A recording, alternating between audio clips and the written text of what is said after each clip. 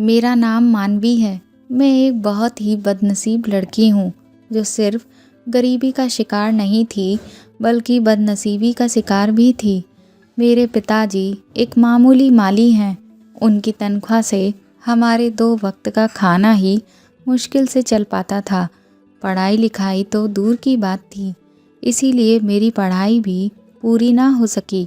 मेरी बढ़ती उम्र और पिता की घटती तनख्वाह देखकर माँ ने मेरी शादी का फैसला किया, क्योंकि घर की बड़ी लड़की मैं ही थी। बाकी 2 बहनें और एक भाई मुझसे छोटे थे। ऐसा लगता था कि खानदान की सारी बदनसीबी मेरे हिस्से में लिखती गई है। माँ के कहने पर लोग रिश्ता बताते। जब लड़के वाले मुझे देखने आते तो बात लेन देन पर अटक जाती, और जब उनकी मांग पूरी नहीं होती तो उठकर चले जाते। मेरी माँ बहुत मायूस हो जाती, जबकि ऐसा नहीं है। हमारे खानदान में कई ऐसी लड़कियाँ थीं जिनकी शादी ऐसे घरों में हुई जिन्होंने उनसे एक पैसा भी नहीं लिया, लेकिन मेरे लिए आज तक ऐसा कोई रिश्ता ही नहीं आया। इसलिए अब मेरी माँ मुझे मेरी किस्मत के लिए ताने देने लगी थी कि तेरा तो नसीब ही खोटा है जो कोई तुझे पसंद करे और बिना लेन देन ब्याह ले। अक्सर मैं खुद को आईने में देख फूट फूट के रोती।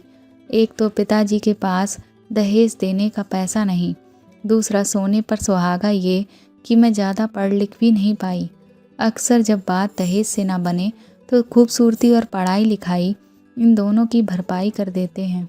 मैं दिखने में तो खूबसूरत थी, लेकिन पढ़ाई में मैं मात खा गई। धीरे धीरे इसी तरह साल बीतते रहे, लेकिन मेरी शादी नहीं हुई और मेरी उम्र बढ़ती रही। अब तो मेरे लिए अच्छे रिश्ते आने भी बंद हो गए। अब जो भी रिश्ता आता तो लड़के में कोई ना कोई कमी होती, या तो लड़का लंगड़ा होता या फिर अंधा बहरा होता। जब मुझे ऐसे रिश्ते के बारे में पता चला तो मैंने माँ को साफ इनकार कर दिया कि मैं ऐसे किसी भी लड़के से शादी नहीं करूँगी। तो वह कहने लगे कि तुझे क्या लगता है कि तेरे लिए क्या कोई शहजादा आएगा? यही रिश्ते आ रहे हैं, बड़ी गनीमत की बात है। मुझे ये सुनकर बहुत ही रोना आता। वह तो शुक्र है कि ऐसे रिश्तों से मेरे पिताजी इनकार कर देते, वरना मेरी माँ तो कब का मुझे ऐसे अपाहिज लड़कों से ब्याह देती। जब ऐसे रिश्तों से मैंने इनकार कर दिया तो मेरी माँ कहने लगी कि मुझे लगता है तो ज़िंदगी भर मेरी ही छाती पर बैठकर मूंग दलेगी। अरे मेरी और भी 2 बेटियां हैं, क्या मैं उनकी शादी नहीं करूंगी? ये सुनकर मेरा दिल चाहता कि ज़मीन फट जाए और मैं उसके अंदर समा जाऊं। मुझे कोई बीमारी ही लग जाए जिससे मैं मर जाऊं। मैं पूरे घर का काम करती, पूरी जिम्मेदारी बहुत अच्छे से संभालती, लेकिन उसके बावजूद भी माँ हमेशा मुझे तानाकसी की भाषा में ही बात करती। अब तो मुझे भी लगने लगा था कि मेरी सारी ज़िंदगी अपने बाप की दहलीज पर ही गुजर जाएगी और इसी तरह अपनी माँ के ताने सुन सुनकर एक दिन मैं मर जाऊंगी। मेरे बाकी के बहन भाई भी इसी उम्मीद पर थे कि कब मेरी शादी हो जाए और उनको भी आज़ादी मिले।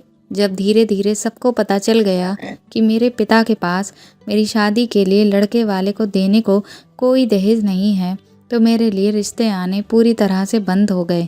अब तो मेरा जीना उस घर में और भी ज़्यादा मुश्किल हो गया था।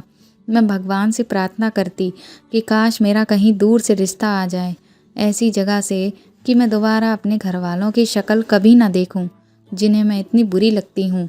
अब चाहे लड़का जैसा भी हो, लंगड़ा लूला, मैं उससे हर हाल में शादी कर लूँगी। लेकिन मुझे अब अपनी माँ की बातें बर्दाश्त नहीं होती। पर मेरे दिल का एक कोना ये जानता था कि अब मेरे लिए कोई रिश्ता नहीं आने वाला। मैं पूरी तरह से नाउम्मीद हो चुकी थी।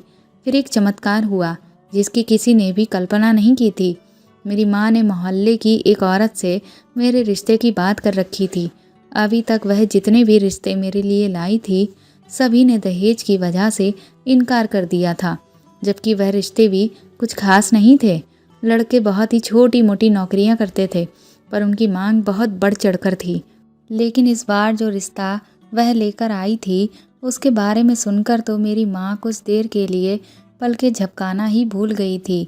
माँ कहने लगी, क्या सच में उन्होंने बिना दहेज के शादी करने को कहा है और मानवी को फ़ोटो देखकर ही पसंद कर लिया है? वह औरत बार बार माँ को कह रही थी कि हाँ, ये सच है, लेकिन फिर भी माँ बार बार उससे यही सवाल पूछे जा रही थी, क्योंकि उन्हें यकीन ही नहीं हो रहा था कि उन्हें एक ऐसा रिश्ता मिल गया जिन्हें सिर्फ लड़की चाहिए इसके अलावा और कुछ नहीं। यकीन तो मुझे भी नहीं हो रहा था। इस सब को सच मानना मेरे लिए भी बहुत मुश्किल था, क्योंकि उस औरत के हिसाब से वह लोग बहुत ही अमीर थे। मुझे समझ नहीं आ रहा था कि इतने अमीर घराने के लोग मुझ जैसी गरीब लड़की से शादी आखिर क्यों करना चाहते हैं। तो इस पर उस औरत का कहना था कि उन्होंने जब तुम्हारी फ़ोटो देखी तो तुम उन्हें पहली नज़र में ही पसंद आ गईं। उन लोगों ने अपने बेटे के लिए बहुत सी लड़कियां देखीं, लेकिन आज तक उन्हें तुम्हारी जैसी खूबसूरत लड़की कहीं नहीं मिली, और पैसों की तो कमी उनके पास है ही नहीं, इसीलिए उन्हें सिर्फ लड़की चाहिए। मेरी माँ तो पहले से ही मेरी शादी करने के लिए बहुत ही ज़्यादा आतुर थी। वह कहने लगी कि जब उन्होंने मानवी को पसंद ही कर लिया है तो फिर अब जल्दी से हमारे घर आएं और इस रिश्ते को तय करके शादी की तारीख फिक्स कर दें। जितनी जल्दी हो इसे लेकर अपने घर चले जाएं। वह रिश्ते वाली कहने लगी कि हाँ हाँ, आप चिंता ना करो, मैंने मानवी का ही फ़ोटो दिखाया है और उन्होंने मानवी को ही पसंद किया है। मुझे अपनी बदलती किस्मत पर यकीन नहीं आ रहा था कि मेरी भी किस्मत चमक सकती है। हम कभी कभी अपने हालात से तंग आकर हकीकत से आंख मूंद लेते हैं और बिना सोचे समझे फैसले लेने पर मजबूर हो जाते हैं। वो लोग मुझे देखने आ रहे थे। मैं बहुत ज़्यादा नर्वस थी। मेरे मन में बार बार शक पैदा हो रहा था कि कहीं लड़के में कोई ऐप तो नहीं, इसीलिए वह मुझ जैसी कम पढ़ी लिखी लड़की से शादी करने के लिए तैयार हो गए। मैं जब कमरे में आकर बैठी तो मेरी एक नज़र सामने बैठे नौजवान पर पड़ी थी। वह तो गबरू जवान बहुत ही हैंडसम लड़का था। रंगत भी एकदम गोरी चिट्ठी थी और अमीर तो बहुत ही थे। बस एक पल ही हमारी नज़रें आपस में मिली और मेरा दिल यूं हो गया जैसे अभी मेरे सीने को फाड़ कर बाहर निकल आएगा। मेरी तो क्या, मेरी सारी दोस्तों और मेरे पूरे ख़ानदान की लड़कियों की सोच से भी कहीं आगे बढ़कर था वह लड़का, जिसे देखते ही अच्छी से अच्छी शक्ल वाली लड़की उससे शादी करने को राज़ी हो जाए।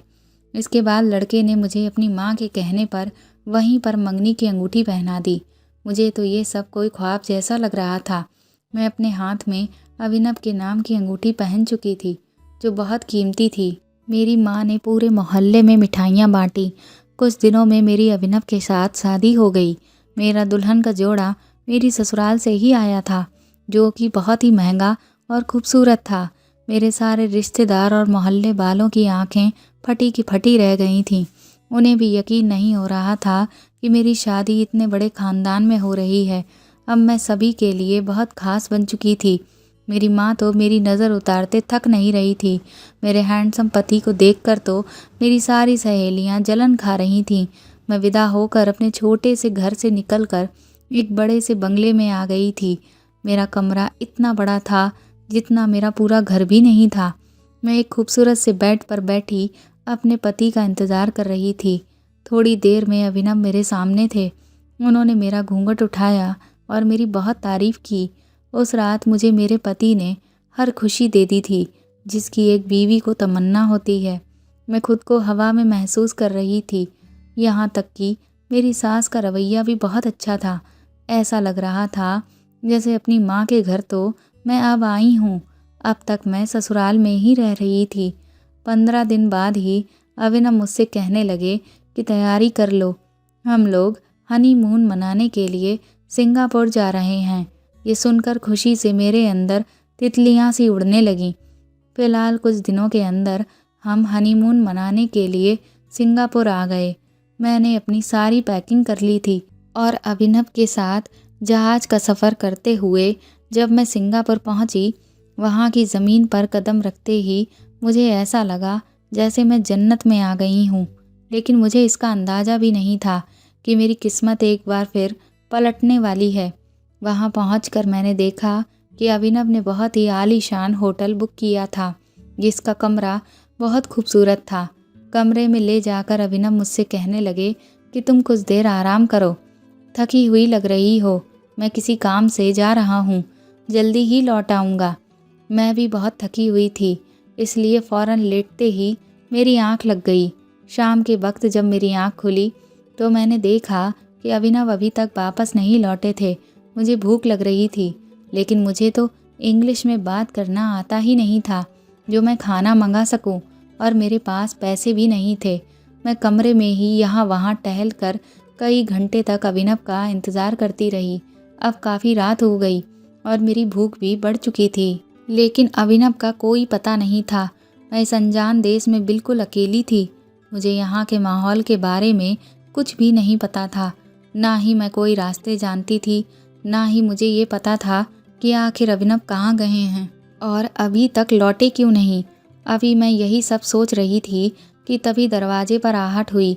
मुझे लगा कि अभिनव आ गए। दरवाज़ा खोला तो सामने एक अंग्रेज आदमी खड़ा था, जो टूटी फूटी हिंदी में मुझसे बोला कि क्या आप अभिनव के साथ आई हैं। मैंने उससे अपनी तरह से जवाब दिया, लेकिन शायद उसे मेरी कोई बात समझ नहीं आई और वह वहाँ से चला गया। अब तो मुझे समझ ही नहीं आ रहा था कि मैं क्या करूं। मैं इतनी जल्दबाजी में अपने देश से निकली थी कि किसी का फ़ोन नंबर भी नहीं लिख पाई। मैं फूट फूट कर रोने लगी।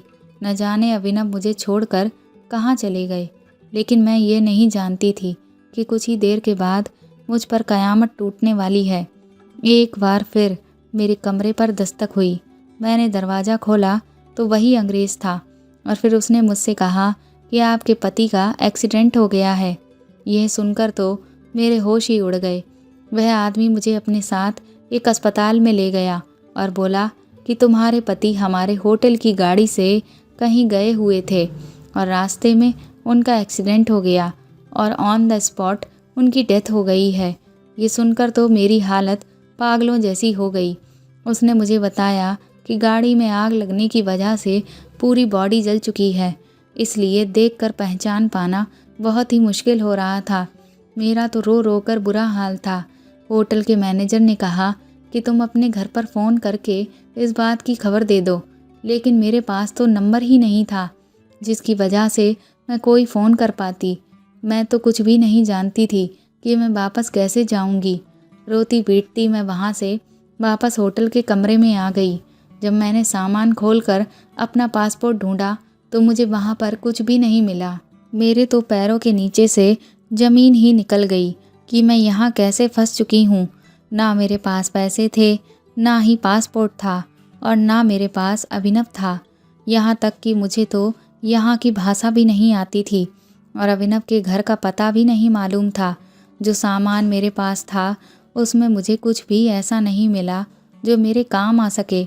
अस्पताल वालों ने अभिनव की डेड बॉडी भी नहीं दी, क्योंकि उसके लिए वह पैसे मांग रहे थे जो मेरे पास थे ही नहीं। होटल का मैनेजर ही मुझे सारी बातें समझा रहा था। वह मुझसे कहने लगा कि बिना पासपोर्ट के तो यहाँ की पुलिस मुझे पकड़कर जेल में बंद कर देगी। अब तुम्हारे पास तो ऐसा कुछ भी नहीं है जो तुम अपने देश वापस जा सको, और तुम्हारे पति ने आज रात तक का ही किराया हमें दिया था, तो सुबह होते ही तुम्हें यह होटल भी खाली करना पड़ेगा। मैं भूखी प्यासी इतने बड़े गम को झेल रही थी, उस पर अब ये खबर कि मुझे होटल खाली करना होगा, इससे तो मैं और भी ज़्यादा टूट गई। मैं लगातार रोए चली जा रही थी। मैंने उस आदमी से विनती की कि भैया, मैं यहाँ से कहाँ जाऊँगी, मैं किसी को नहीं जानती और तुम्हें तो पता है कि मेरे पति की मौत हो गई है, मेरे पास कोई ठिकाना नहीं है। वह आदमी कहने लगा, देखो मैं जानता हूँ कि तुम परेशान हो, लेकिन ये प्रॉब्लम तुम्हारी है, इसमें मैं कुछ नहीं कर सकता, मैं तो खुद यहाँ पर नौकरी करता हूँ। ये कहकर वह वहाँ से चला गया। मुझे बहुत तेज़ भूख लग रही थी, मुझे कुछ समझ नहीं आ रहा था। थोड़ी देर बाद वह आदमी अपने साथ एक वेटर को लेकर आया, जिसके हाथ में खाने की थाली थी। वह मुझे थाली पकड़ाते हुए बोला, मैं तुम्हारे साथ सिर्फ यही भलाई कर सकता हूँ। सुबह होते ही तुम्हें हर हाल में ये होटल खाली करना ही होगा। जो गम मुझ पर गुजर रहा था वह तो था ही, लेकिन अब ये सोचकर मैं ज़्यादा परेशान थी कि मैं जिस मुसीबत में फंस गई हूँ उससे बाहर कैसे निकलूँगी। मैं अपनी ज़िंदगी आखिर यहाँ कैसे गुजारूँगी और कैसे अपने घर वापस जाऊँगी। यहाँ से बाहर निकलने का मुझे कोई रास्ता नज़र नहीं आ रहा था। मैं रोते रोते कब सो गई मुझे पता ही नहीं चला। अगली सुबह ही वह आदमी मेरे कमरे में आया और मुझसे कहने लगा, तुम्हें कमरा खाली करना पड़ेगा। मैं रोने लगी, उसके हाथ जोड़कर मिन्नतें करने लगी। मैंने कहा कि मैं यहाँ किसी को नहीं जानती, मैं कहाँ जाऊँगी? ऐसा करो कि तुम मुझे इस होटल में नौकरी दे दो, मैं कोई भी काम कर लूँगी, झाड़ू पोछा से लेकर बर्तन धोने तक सब। इस पर उसने कहा कि तुम तो हमारी भाषा भी नहीं जानती और ना ही तुम्हारे पास पासपोर्ट है, इसलिए इस होटल में तो क्या, कहीं भी तुम यहाँ काम नहीं कर पाओगी। और ये कहकर वो बाहर जाने लगा। फिर जाते जाते वापस लौटा और मुझसे कहा कि एक काम करो, तुम मेरे साथ चलो, मैं तुम्हारे रहने और नौकरी दोनों का इंतज़ाम कर सकता हूँ। मेरे पास उस आदमी की बात मानने के अलावा दूसरा कोई रास्ता ना था। मैं उसके साथ चली गई। जहाँ मुझे वह लेकर आया था वह पुरानी सी बिल्डिंग थी जिसमें छोटे छोटे से फ्लैट थे। उसने एक फ्लैट के पास जाकर घंटी बजाई। अंदर से बड़ी सांवली रंग की लेकिन मॉडर्न कपड़े पहने हुए लड़की निकली। फिर वह मुझे अंदर ले गई। साथ में वह आदमी भी था। उसने अंग्रेजी में उस लड़की से कुछ बातें की। वहाँ कमरे में और भी लड़कियाँ थीं जो कि स्कर्ट पहने हुए थीं। मैं खामोशी से एक जगह बैठ गई क्योंकि वैसे भी मुझे कुछ भी समझ नहीं आ रहा था।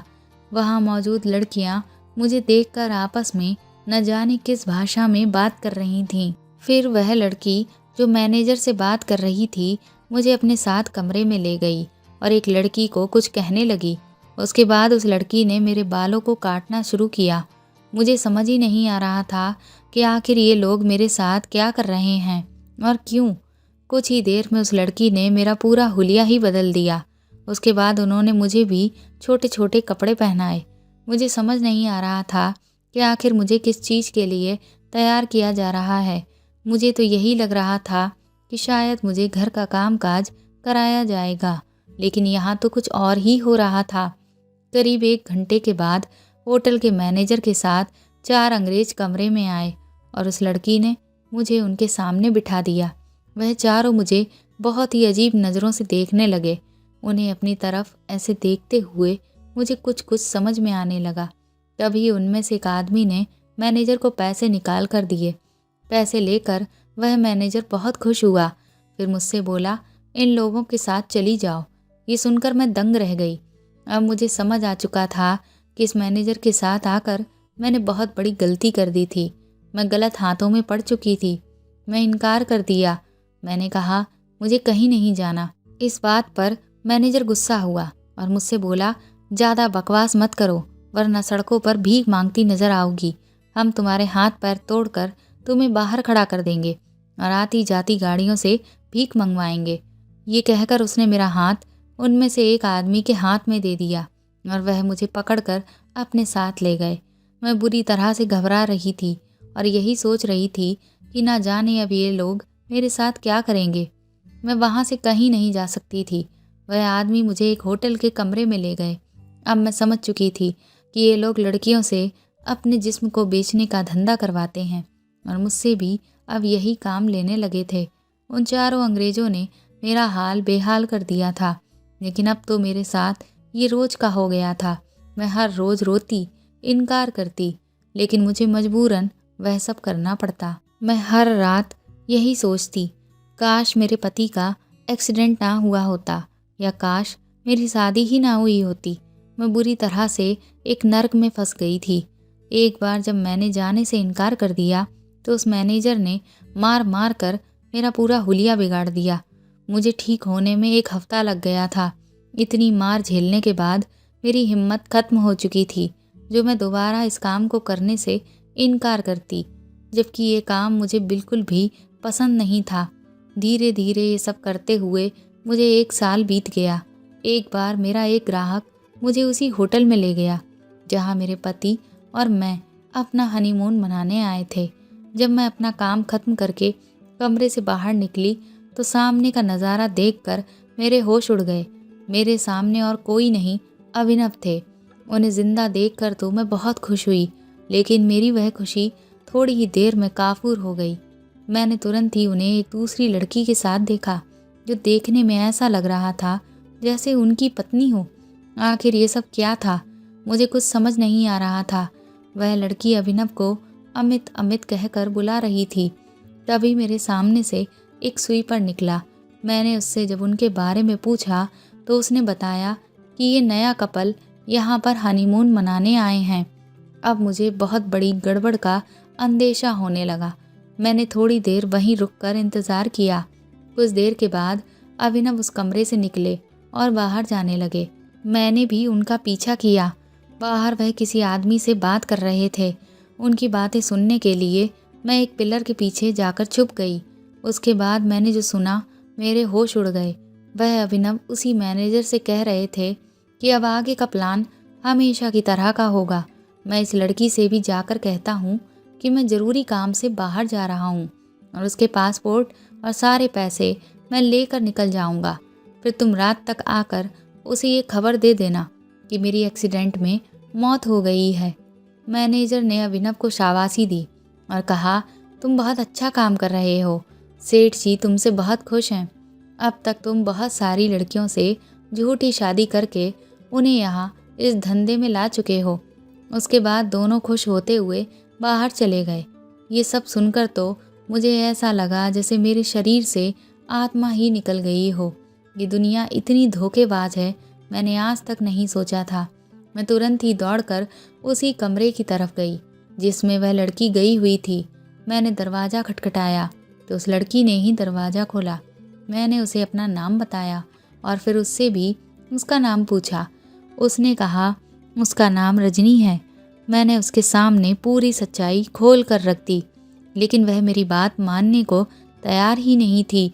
मैंने उससे कहा, मैं जानती हूँ मैं तुम्हारे लिए अनजान देश में एक अनजान इंसान हूँ, इसीलिए मेरी बात पर विश्वास करना मुमकिन नहीं है। मैंने यहाँ 1 साल में जो कुछ झेला है उससे मुझे अब बहुत कुछ सीखने को मिला है, इसीलिए मैंने इसका सबूत पहले ही तैयार कर लिया था। दरअसल अभिनव जब उस मैनेजर के साथ बात कर रहा था तो मैंने उसकी पूरी वीडियो रिकॉर्डिंग कर ली थी। वह रिकॉर्डिंग मैंने जब रजनी को दिखाई तो उसके भी होश उड़ गए। मैंने उससे कहा, तुम जल्द से जल्द अपना पासपोर्ट अपने कब्जे में कर लो और कुछ पैसे भी अपने पास निकाल लो। अगर तुम्हें उस आदमी को रंगे हाथों पकड़ना है तो अब यही मौका है। मैंने जैसा कहा था रजनी ने बिल्कुल वैसा ही किया। थोड़ी देर के बाद दरवाज़ा बजा। रजनी ने मुझे वहीं बेड के नीचे छुपा दिया। जैसा हमारा अंदाज़ा था, अभिनव ही आया हुआ था। उसने रजनी से कहा कि उसे एक बहुत ज़रूरी काम आ गया है जिस वजह से वह बाहर जा रहा है, और उसके बाद उसने सारे पैसे निकाल कर रख लिए और वह रजनी का पासपोर्ट ढूंढने लगा। लेकिन वह जब उसे नहीं मिला तो वह थोड़ा परेशान हो गया। रजनी ने पूछा कि क्या ढूंढ रहे हैं आप, तो कहने लगा कि कुछ नहीं, और फिर वह वहाँ से चला गया। इसके बाद हम रात होने का इंतज़ार करने लगे। मैं रजनी के रूम में ही छिपी रही। जैसे ही रात हुई तभी वह मैनेजर रजनी के कमरे में आया और उसने अमित यानी अभिनव की मौत की खबर रजनी को सुनाई। रजनी ने कहा, ठीक है मैं तुम्हारे साथ चलती हूँ। लेकिन जैसे ही वह मैनेजर चलने के लिए पीछे घूमा, उसके होश उड़ गए क्योंकि उसके पीछे सिंगापुर पुलिस खड़ी हुई थी। उन्होंने उसे तुरंत ही गिरफ्तार कर लिया। दरअसल अभिनव के जाने के बाद रजनी ने मुझसे कहा कि हम इस धोखेबाज को छोड़ेंगे नहीं। मुझे तो बिल्कुल इंग्लिश नहीं आती थी, लेकिन रजनी को थोड़ी बहुत अंग्रेजी आती थी और उसने जाकर पुलिस में सब कुछ बता दिया और उन्हें वह वीडियो भी दिखा दिया। सिंगापुर पुलिस में जो भारतीय इंस्पेक्टर थे उन्होंने हमारी इस सब में बहुत मदद की। जैसे ही मैनेजर की पिटाई हुई उसने सारा राज उगल दिया और फिर मैनेजर का सेठ और अभिनव भी पकड़ा गया। उन्होंने बताया कि वह अभिनव के ज़रिए खुद को बहुत मालदार पार्टी दिखवाकर गरीब घर की लड़कियों से शादी करवाते थे और फिर उन्हें यहाँ लाकर इस धंधे में फंसा देते थे। रजनी ने मुझे बहुत बहुत धन्यवाद दिया कि मैंने उसकी ज़िंदगी बर्बाद होने से बचा ली।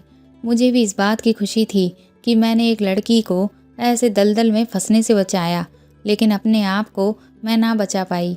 इसके बाद सिंगापुर पुलिस ने मुझे मेरा पासपोर्ट अभिनव से लेकर वापस कर दिया। हम दोनों हवाई जहाज़ से वापस भारत पहुंच चुके थे। रजनी ने मुझसे पूछा कि अब तुम कहाँ जाओगी, तो मैंने उसे अपने घर के हालातों के बारे में बता दिया कि मेरे घर वाले तो मुझे किसी भी हाल में अब नहीं रखेंगे क्योंकि वह पहले ही मुझे भगाना चाहते थे। मेरी बात सुनकर रजनी ने कहा, तुम्हारे जैसा ही हाल मेरा भी है।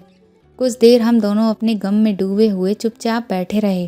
फिर उसके बाद मैंने रजनी से कहा कि जब हम दोनों का कोई सहारा नहीं है तो क्यों ना हम दोनों एक दूसरे का सहारा बन जाएं। मेरी बात सुनकर रजनी बहुत खुश हो गई और फिर हम दोनों एयरपोर्ट से साथ ही बाहर निकले। कुछ ही महीनों की मेहनत के बाद हम दोनों को नौकरी मिल गई और हम साथ में ही खुशी खुशी रहने लगे। दोस्तों, अपनी बेटियों का रिश्ता बहुत ही छानबीन करके और सोच समझ कर करें। बड़ी चमक, रुपया पैसा देखकर अपनी बेटी को किसी के भी हाथों ना सौंपें, क्योंकि इसी तरह के जानवर अपने रुतबे को दिखाकर हमें बेवकूफ़ बनाते हैं और हमारा फ़ायदा उठाते हैं। तो दोस्तों, आपको ये कहानी कैसी लगी हमें कमेंट करके ज़रूर बताएं और प्लीज़ मेरे चैनल को सपोर्ट करें। इस कहानी को ज़्यादा से ज़्यादा शेयर और लाइक करें। आप चाहें तो मुझे सुपर थैंक्स भी दे सकते हैं। साथ ही अगर आप मेरे चैनल पर नए हैं तो सब्सक्राइब करके बेल आइकन ज़रूर दबा दें, ताकि आगे भी मैं आपको ऐसी ही कहानियाँ सुनाती रहूँ। Thank you.